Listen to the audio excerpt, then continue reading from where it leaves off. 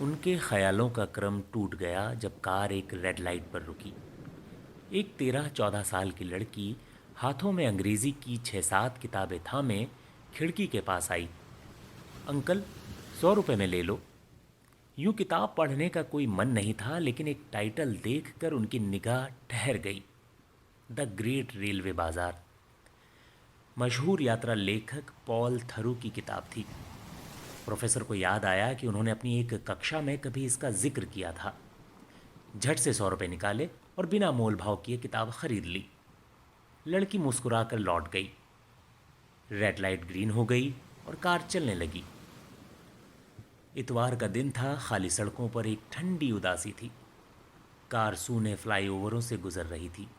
पीछे छूटते जा रहे बाजारों, मकानों और वाहनों के दृश्य हमेशा की तरह अप्रासंगिक प्रतीत हो रहे थे। यू टर्न के बाद कार एक मल्टीप्लेक्स के आगे रुक गई, जिसका नाम देविका थिएटर था।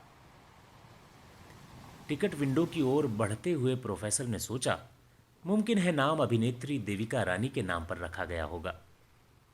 थिएटर में बहुत कम भीड़ थी। वही सीट मिल गई थी जो ऑनलाइन बुक की थी। थोड़ी ही देर बाद प्रोफेसर की प्रेमिका भी बगल की सीट पर आ विराजी। यूं तो उनकी आंखें सिनेमा के पर्दे पर टिकी थीं, लेकिन बीच बीच में वो बातें भी करते जा रहे थे।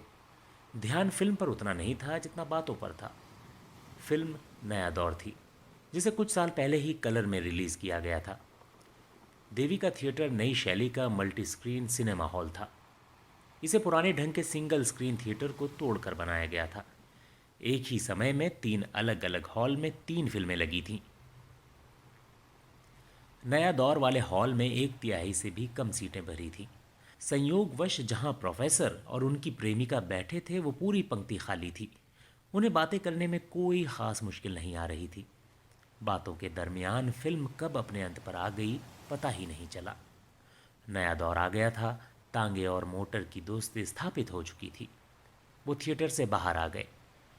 शाम ढल रही थी और सूर्य का मध्यम होता उजाला मल्टीप्लेक्स के डिजिटल पोस्टरों से विदा ले रहा था।